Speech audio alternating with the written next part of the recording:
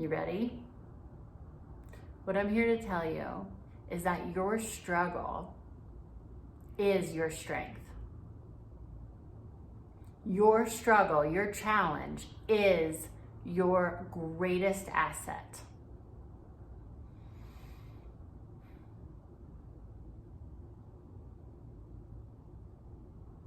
So whatever you're going through right now, imagine however challenging it is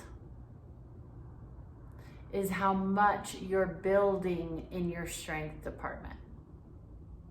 So if it's really challenging, you are really putting deposits in that strength department.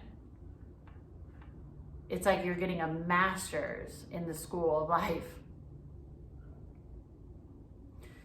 So I'll give you some examples of how this has shifted for me and ways that you can apply it, because it's been so significant in my life, and I'm still adopting and playing with these things all the time. Like I've said before, each time I do a talk of meditation, it's because it's what I'm going through, and then I'll go through it even more after I've posted, because that's like the universe's way of having it show up for me, in me, as me, and through me, right? And we're all connected in this. So in 2010, I was living in Los Angeles, and I was a stand-up comic, I was acting, I was producing shows, and I also was the events director at a fine dining restaurant, which I've spoken about before, and Michael's Restaurant in Santa Monica, California cuisine with a French influence. Absolutely amazing, delicious food. And I would put on very high profile events for very, very high profile people. And I would put on weddings and movie premieres and just very, very big, special, important occasions, okay? And people would be spending a lot of money. So these were not casual and general sort of engagements that I was putting on.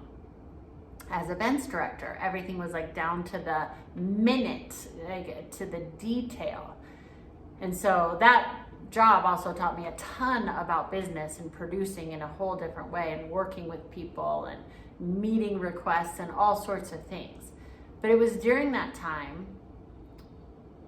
I had gone in to have a mole looked at my dermatologist, right? And some of you might know this story, but it's worth revisiting. I went in to have a mole removed, and she didn't want to remove it because she said, my dermatologist said it didn't look cancerous, didn't want to remove it, and that insurance wouldn't cover it, and I would have to pay out of pocket.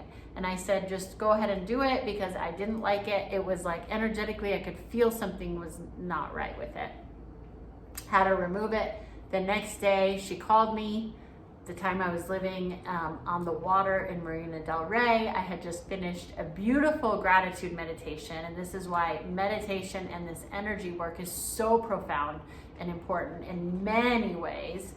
But I had just come out of this gorgeous gratitude meditation that I had done sitting outside, watching the boats and the seals. And it was just a gorgeous morning. And I couldn't have been in a better headspace, mental, physical, spiritual space, to have this news. So I get the call. She sounds very heavy on the phone. She starts apologizing to me profusely. She says the mole was filled with melanoma, and that I was to go to John Wayne Cancer Center immediately, and that they were going to do a blue dye test on me to see if it had already traveled into my lymph nodes or how much of it was in my body. But she said it wasn't good news because it was so filled that she thought it was probably, everywhere else in my body as well. And I was so peaceful. And I felt so great because of the meditation. I was like, okay. And that day, honestly, was one of the best days of my life. As weird as that sounds. It was like everything was so in alignment. I saw the ocean in a brand new way. I always appreciated it, but that day, it brought me to tears. I was like crying because everything was just so beautiful. I was seeing everything for the first time.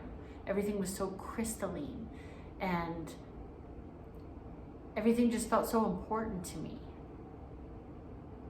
Life and this moment, and all we are is this moment, and everything just came into such clarity. And so I went to John Wayne and all the things, and then in turn, a few days later went into surgery, and it was a massive surgery, and they did take out a lymph node and a huge chunk on my back where I have now a mandala tattoo. Let me see if I can just show you really quick. Like a 2-hour surgery, ended up being like an 8-hour surgery. It was really quite extensive, and a lot of pain meds, and which was not pleasant. And so when I came out of that, they said it was going to be about a month or 2 of healing, and then for the rest of my life, I was going to have to, it's always going to be healing. Which is funny now, not funny, haha, but interesting, because I'll feel it healing even to this day, because the back skin, it's as thick as the skin on your back, and that's where that phrase comes from, because it is very thick. So then, since they went through so many layers, it takes years and years, if not a lifetime, to heal. And then every couple of months I had to go in for tests. It was every 2 months for a year, and then it switched to 4 months, and then it switched to 6 months, and then it was once a year, and now it's just once a year. And now that I've hit the 10-year mark, I've gone down significantly in my percentage of it coming back. Before the 10-year mark, it's like crazy high, like it can come back like 80% or something, but then after that, you're really in the clear. So why do I share all this with you? This was a profound, pivotal moment in my spiritual awakening. I had already, my whole life, I've been going through like this spiritual awakening, this remembering of who I am since I was a baby.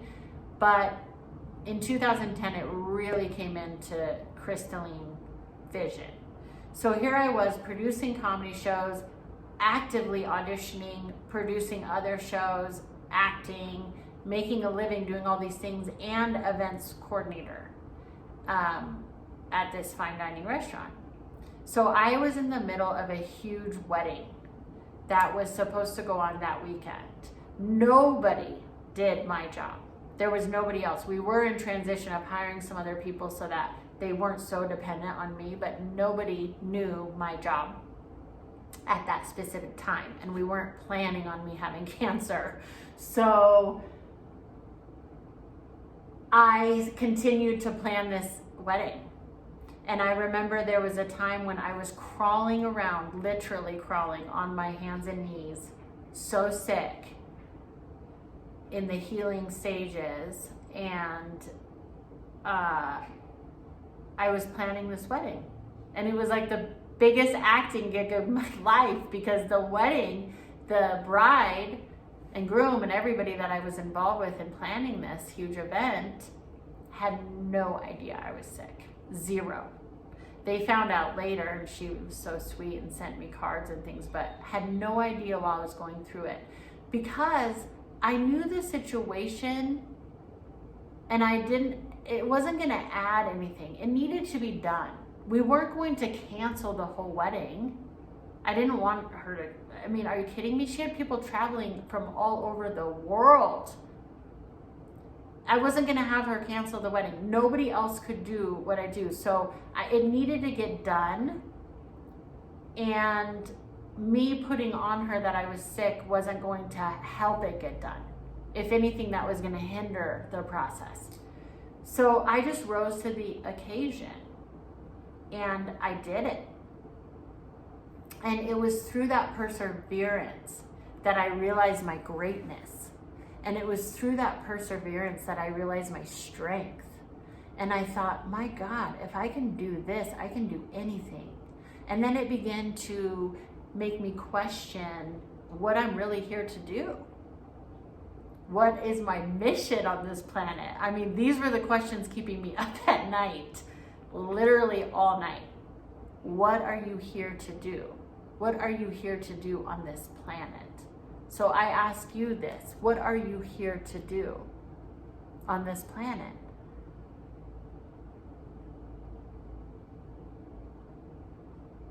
I have a beautiful friend who, out of addiction, has turned his life into recovery and helping other people by opening up treatment centers. I mean, that's like amazing and inspirational. Mile High Recovery, if you need an amazing treatment center. You could have a book inside of you from your struggle and end up helping millions of people because of your challenge. So that was a small example, but then it actually, for me, not really a small example, but just one little event, right? Well, not like cancer is a little event, but I mean, planning the wedding and getting through that weekend and everything. And the wedding ended up being beautiful, and it was a huge success. And I kept healing. And through the cancer and through the struggle of the cancer and the healing, I kept asking myself, or Spirit kept asking me, what are you here to do, Leah? How do you want to use your gifts and talents? And that's when teaching came to me.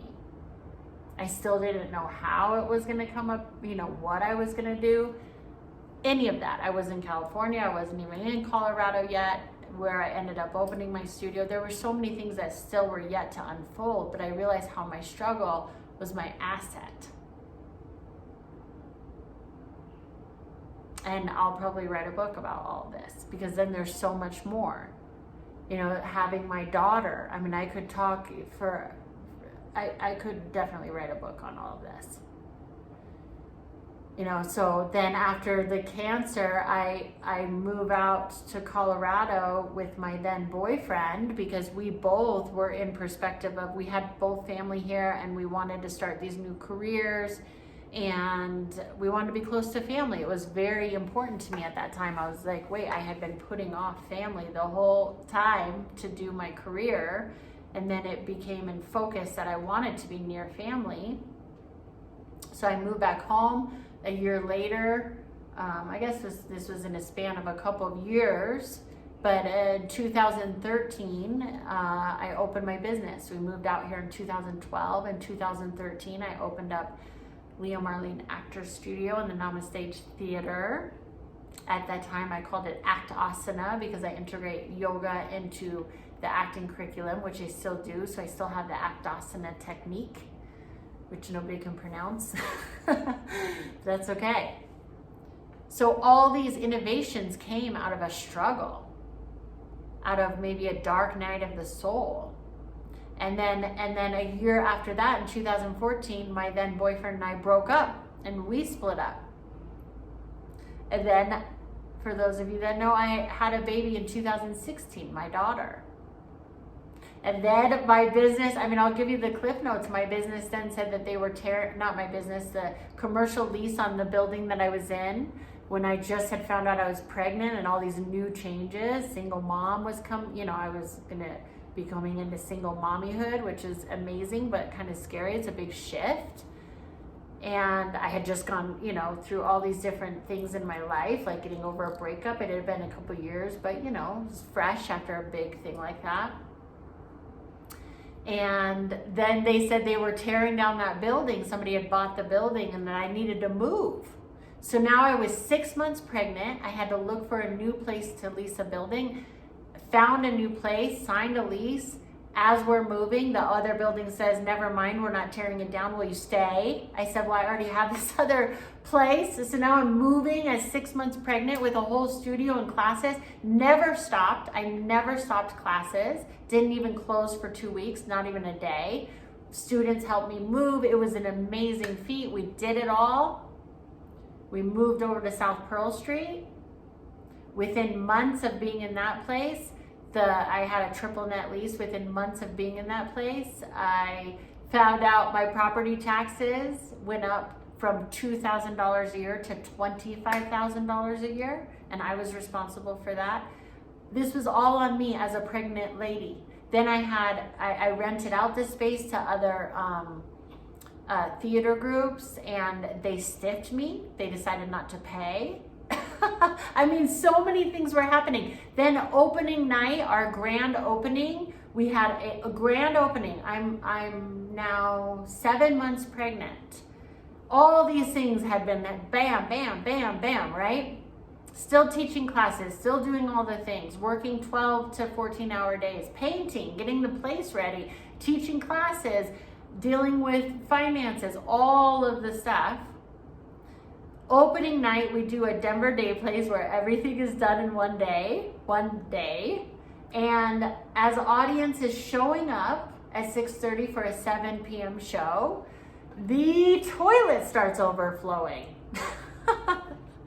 The toilet and backing up out into the street. So it was literally a shit show. We had audience coming. I'm 7 months pregnant. I'm, doing curtain speech, all of these things going on. The audience never knew. I mean, it was just, and you persevere. So success doesn't come because there's a lack of these things. What I've noticed in my life and what I've noticed in the lives of clients and friends and colleagues and family, people who are successful, mentors, people I've read about, historical figures, I mean, the list goes on. It's not that there weren't challenges, it's that you persevere through the challenge. And then you make something of it, and it becomes your greatest asset. Because now I can be here with you and say, hey, it hasn't been easy, but you persevere, you grow through it. Now I've been teaching for 9 years and I see the proof of how these tools help. Meditation, turning within, realizing that the struggle is going to be there, but what are you going to do with it? What are you going to do with it? Are you going to let it take you out? Or are you going to persevere? Are you going to let it be your biggest strength? Students call all the time. In the beginning, it used to really bother me, because you're standing for somebody's greatness and you see it in them, and they fight and fight and fight for their limitations. I can't do it because I suck. I'm too old. I'm too fat. I'm too not pretty enough. I don't have enough money. I have to work for somebody I hate. I mean, excuse after excuse after excuse after excuse. And in the beginning of my teaching, I was just so empathetic that it was just exhausting and draining. And I was just like, please believe in yourself. Please. Now when someone fights for their limitation, I say, okay, you're right.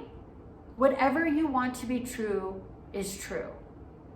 So you could turn the greatest career out of your biggest struggle and be a huge service in this world and make a great living at it and be happy.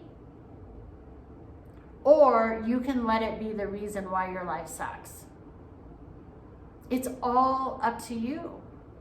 But I know that your greatest struggle can be your greatest asset, if you want it to be. Look at all the greats. I don't know one person who hasn't had struggle in their life.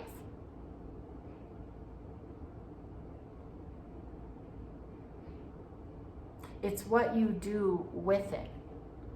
And they've done countless studies on people winning the lottery and then losing it within a year because they don't have that wealth mentality, that wealth abundance consciousness. And then a multi-bazillionaire could lose it all, go bankrupt even, and then get it all back because they have a wealth consciousness. Because you persevere. Because you allow the setbacks and the challenges to become your greatest strength. Because all those times that it's been so hard, pregnant, shit show, all the things, it's like built a contract with myself and my relationship with myself that is so rock solid. I'm like, I can get through anything. I know it. You can get through anything. You can. And one way to really help is through meditation. So first check in, ask yourself, how can this challenge right now be my greatest asset? Maybe I'm gonna write a book out of this, paint a picture, write a music, write a song. Write a music song? Sounds like a good type of song. Write a joke. I mean, stand-up comics have built entire careers off of pain. And same with musicians. What are you going to do with it? Are you going to let it be your excuse as to why you're going to live in lack and limitation and not live up to your potential? Or are you going to allow it to be your greatest asset?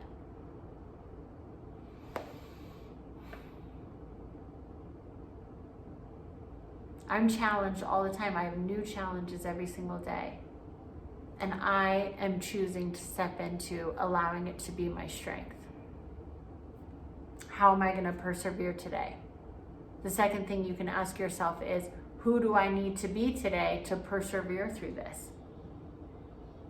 What type of mentality do I need to adopt? What habit? What thoughts would I think if I was the type of person who would persevere through this?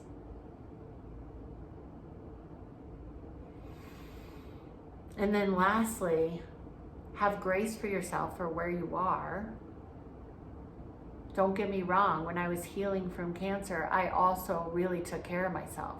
I also really limited relationships that were draining on me. I stopped watching things that pulled my energy in a negative way. Didn't matter what it was. I began to even look at things in my home like, does this bring me positive energy or negative?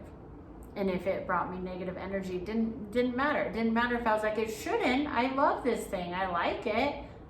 So-and-so gave it to me. I should like it. If I just looked at it and it made me feel anything negative, gone.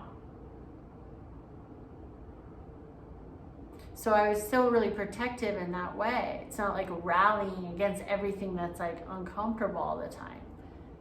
Checking in with your energy so that you can have that strength to persevere when things are tough, because they will get tough. And rise to the challenge. It's like having an opponent that's like really good. If you're, whatever, tennis player or something. You wouldn't want everybody that isn't good competing with you. You want the challenge. So what about if we just take on challenges like that? Like, oh, this is going to make me super strong. This is going to make me super rich. This is going to make me give more as a teacher or a painter or a musician or a father or a mom. Or you have tough time in relationships and then you end up being a relationship coach because you've had so many examples of relationships that you dive in and you learn about it. And then now that's your greatest service. You have narcissistic abuse and then you write about narcissism and help a bunch of people and make a bunch of money. Your challenge can be your greatest asset if you allow it. It's up to you.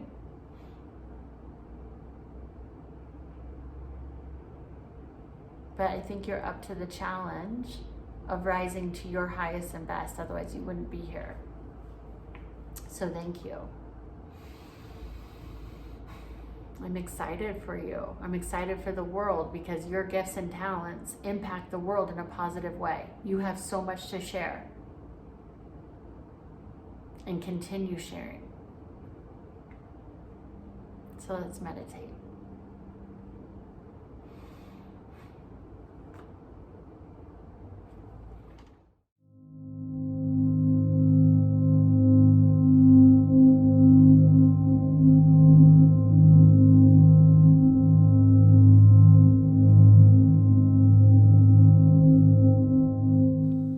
Take a deep breath in and out of your nose.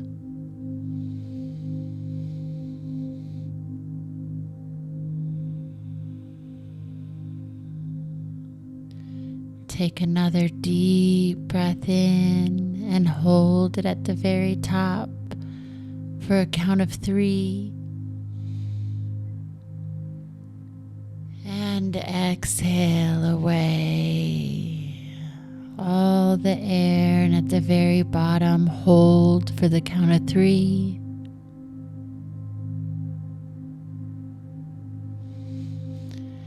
Take another deep breath in all the way to the tippity top. Hold for a count of 3.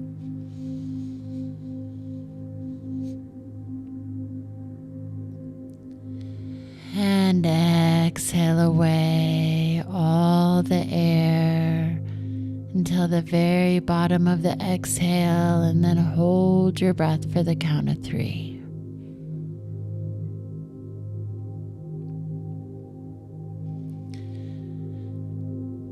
Now take another deep breath in and out.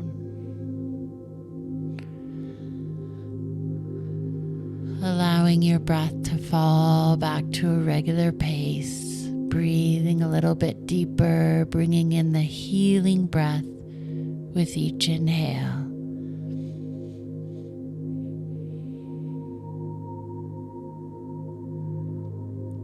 With each exhale, melting away any struggle or challenge.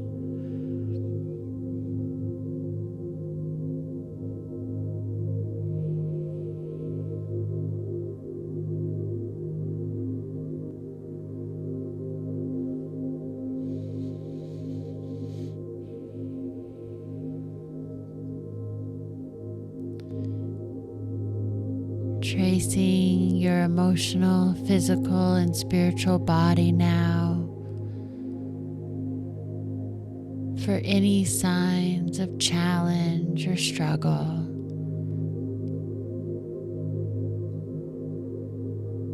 Asking yourself here how you could turn this challenge into your biggest strength.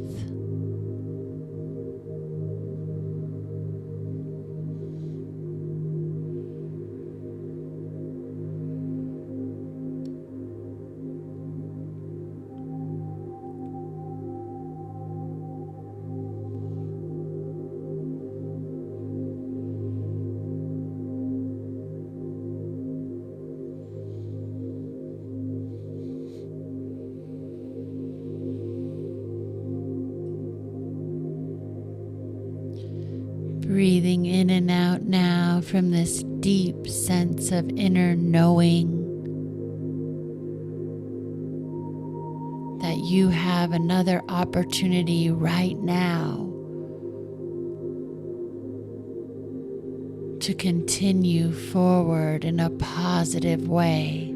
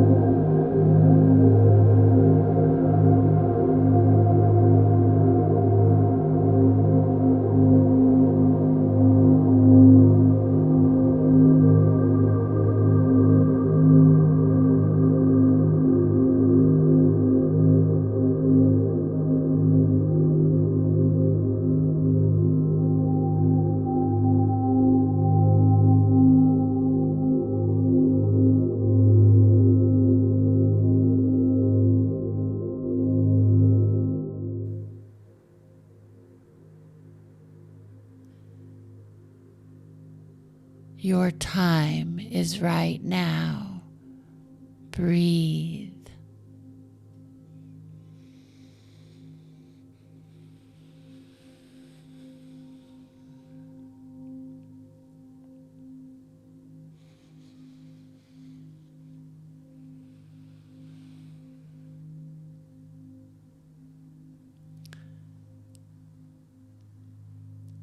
Ask yourself, who